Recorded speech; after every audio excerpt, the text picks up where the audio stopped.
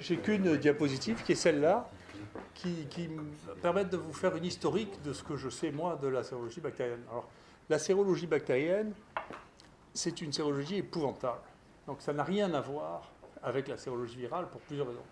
La première, c'est que les bactéries ont entre 1000 et 5000 gènes, et donc la possibilité d'exprimer jusqu'à plusieurs milliers de protéines, qui sont toutes antigéniques, d'accord ? Que les protéines les plus exprimées sont des protéines qui sont communes à toutes les bactéries, en particulier les protéines du ribosome et celles d'H-choc protéines, qu'il y a toujours donc un certain degré de réaction croisée dans les protéines, et que les sucres qui sont utilisés par les bactéries sont aussi des sucres qui sont plus ou moins recyclés par les protéines, mais qui peuvent avoir des réactions croisées qui n'ont les unes et les autres, qui peuvent ne rien avoir les unes avec les autres. Et donc, le problème de la sérologie bactérienne, c'est que elle, à la différence de la sérologie virale, la sérologie virale n'a strictement rien à voir, puisque la plupart des protéines de virus sont uniques au monde.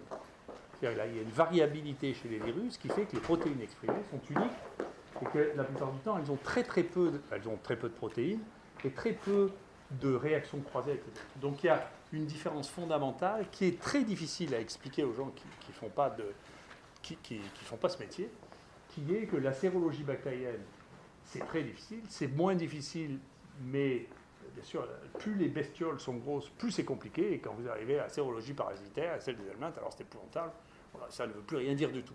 Et c'est encore pire, bien entendu, si vous commencez à faire de la séroépidémiologie. Moi, je vire 100% des papiers de séroépidémiologie basés sur les sérologies bactériennes, parce que vous êtes obligé de baisser le seuil, et vous baissez le seuil à un tel point que ça n'a plus aucun sens. Donc ça n'a plus de connexion avec la réalité des maladies.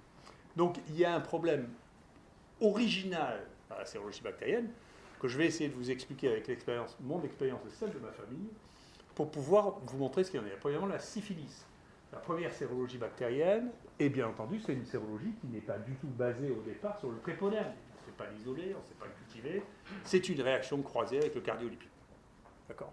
C'est ordre adversaire. Et la syphilis étant responsable de tout dans la fin du 19e siècle et le début du 20e siècle, c'est les trois grandes maladies qu'on est enseignées, c'est syphilis, tuberculose et cancer. D'accord ? Moi, mon malheureux papa a fait sa thèse, il y a bien longtemps, en 1928, je crois, sur la syphilis congénitale. Et donc, il distinguait les syphilis congénitales séropositives des syphilis congénitales séronégatives, ça vous rappellera quelque chose. Et ce qu'il décrivait, c'était l'incompatibilité résus que l'on ne connaissait pas. Et elle faisait beaucoup rire, il adorait sa thèse, j'ai lu avec beaucoup de plaisir. Et donc, quand on a appris l'incompatibilité résus, eh bien, on a expliqué pourquoi il y avait des anasarques placentaires et que ce n'était pas dû au fait que la maman avait couché avec quelqu'un qui avait foutu la syphilis. Ça demande deux choses. L'ignorance insupportable des médecins qui fait qu'il faut toujours qu'ils trouvent une explication à tout, même quand il n'y en a pas, et la faiblesse des outils initiaux. Alors ensuite, deuxième sérologie extrêmement importante, qui est là au cœur de mon métier, c'est celle du typhus. Alors la sérologie du typhus, vous ne savez pas, mais la sérologie du typhus, parce que c'est trop vieux pour vous, la première sérologie du typhus Ehrlichiosios, ça s'appelait la sérologie de Weil-Félix.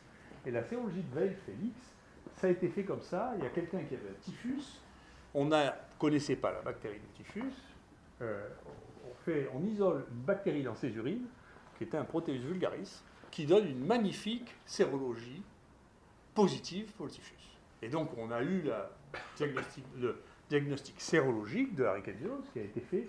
C'est encore fait comme ça en Inde maintenant, inventé pendant la guerre de 14, de sérologie de Weil-Félix, avec Proteus vulgaris OX19 qui donne des réactions croisées plus, c'est le lipopolysaccharide, c'est moi qui ai étudié ça dans ma jeunesse, qui donne des réactions plus spécifiquement avec le typhus, OX2 plus avec le groupe boutonneux d'Ehrlichiosios, et OXK qui a été un Proteus mirabilis qui croise avec Orientia tsutsugamushi, qui est le scrub typhus, qui d'ailleurs n'a rien à voir.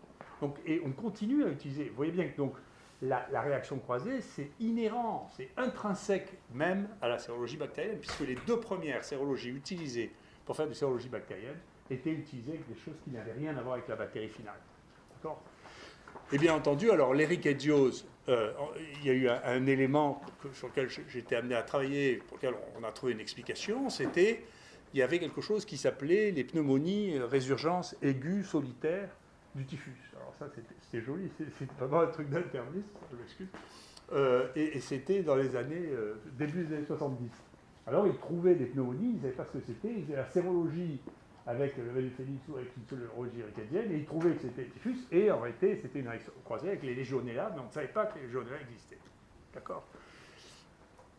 Pour les rickettsioses a été inventé un test extraordinaire en France qui s'appelait la microagglutination sur l'âme, qui à ma connaissance n'a été utilisé que pour les rickettsioses, et qui testait 5 antigènes différents, et recommandait en croix, et il y avait 100% des malades qui avaient une sérologie positive. Donc ça, il y a eu un moment où ça expliquait tout. Mes premiers papiers scientifiques, c'était de dire que la sclérose en plaques n'était pas due, vous le retrouvez dans la nouvelle presse médicale il y a quelques années, la sclérose en plaques n'était pas due aux rickettsioses, parce que si on testait les scléroses en plaques, il y en avait que les sérologies rickettsies positives, mais il y avait tout. Alors ça a été poursuivi par... c'est Giroux qui a mis ça au point, puis il y a son collaborateur qui s'appelle Le Gac, qui a continué ça un certain temps, était belge. Et puis la fille de Le Gac est maintenant installée en Afrique du Sud, et de temps en temps... Alors il y a un foyer de rickettsiose à la Nyons, là, qui, de temps en temps, vous voyez des gens qui ont des sérologies qui viennent d'Afrique du Sud avec de la microagglutination et qui sont positives. Et c'est un reliquat c'était Steve Pasteur qui faisait ça, hein, d'un reliquat de Giroux, de Le Gac, et c'est la fille de Le Gac qui fait ça en Afrique du Sud. Et donc les rickettsioses ont été considérés comme étant responsables d'une quantité de choses. Legionella et Brucella, nous on a testé beaucoup de choses en sérologie, en dépistage. On a une qu'on a testée qui s'appelait Legionella amygdalae. On était content avec Michel Rancourt. Et on s'est rendu compte que c'était que des brucelloses. C'est un magnifique test pour la brucellose, mais ça n'a rien à voir en termes phylogéniques, c'est très loin. Donc tous les tests qu'on avait positifs, c'était que des brucelloses. Donc, et enfin, les borrélioses.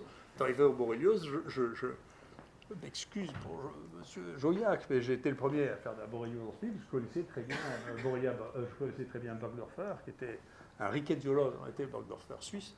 Et donc, on a été les premiers à voir les trucs, et on a été la deuxième équipe à faire des western blot pour distinguer entre les autres, bien sûr, parce que c'est la spirochète, et ça croise avec la syphilis, ça croise avec les tospires, ça croise avec toutes les borrélioses croisent entre elles, et donc on a été les premiers à faire des western blot, il y a longtemps, sur les borrélioses. Et puis ensuite, comme on se nourrit dans notre écosystème étant vide de maladie de Lyme, parce qu'il n'y a pas de maladie de Lyme ici, on a mangé sur notre écosystème, et on a abandonné la maladie de Lyme, on l'a laissé aux collègues septentrionaux, qui ont eux au contraire une situation endémique violente. Et donc les borrélioses, dès le départ, ça a commencé exactement comme moi je connaissais l'histoire de la syphilis, puis celle des rickettsioses. Et au départ, quelqu'un que tu ne connais pas, c'est un peu jeune, qui avait commencé à monter ça à Paris, il y a Claude Bernard qui s'appelle Dournon, et qui avait commencé à ouvrir la porte. C'est le premier qui ouvrait la porte en disant, voilà, écoutez, en réalité, la sclérose en plaques, c'est le maladie de Lyme, c'est un truc. Et déjà à l'époque, il y avait un débat ancien dans médecine des maladies infectieuses, mais qui doit dater des années 80, tu vois, dans lequel je dis, attendez, ne rentrez pas dans la folie des rickettsioses, parce que les sérologies, c'est compliqué, et que vous allez vous retrouver avec des gens qui erreront à la recherche de diagnostic, avec lequel vous avez des sérologies, vous ne saurez pas interpréter.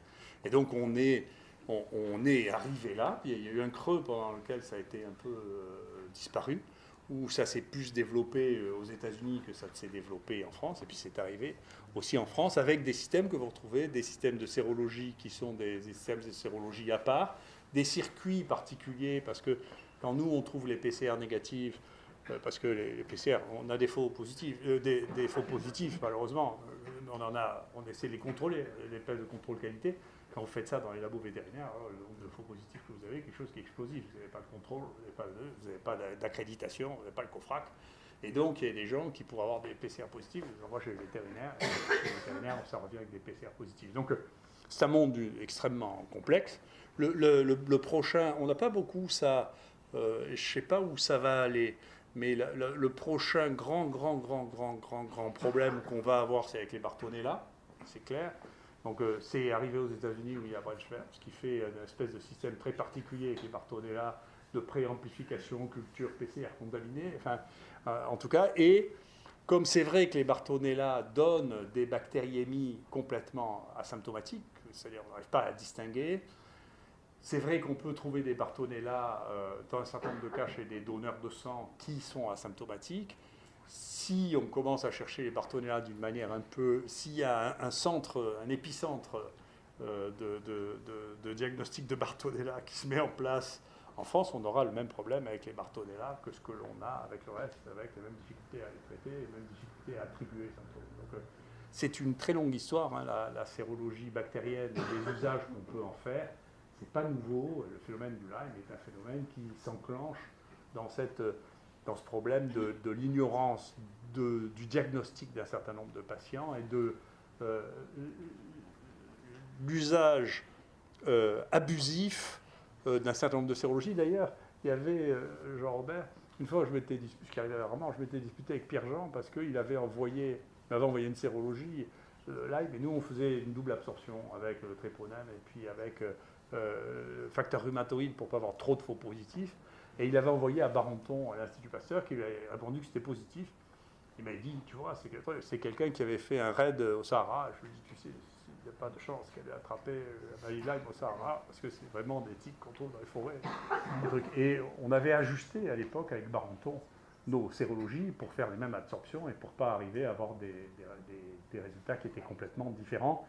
Mais tu sais comment les internistes sont, hein, comme était Pierre-Jean en particulier, s'il n'arrivait pas à mettre une étiquette, à la fin, il était malheureux. Donc il fallait absolument qu'il y ait une étiquette, et dès que vous rendez un résultat, même en disant, écoutez, il faut l'interpréter avec prudence, cette appétence pour le diagnostic final fait qu'il y a des diagnostics qui sont probablement inexacts.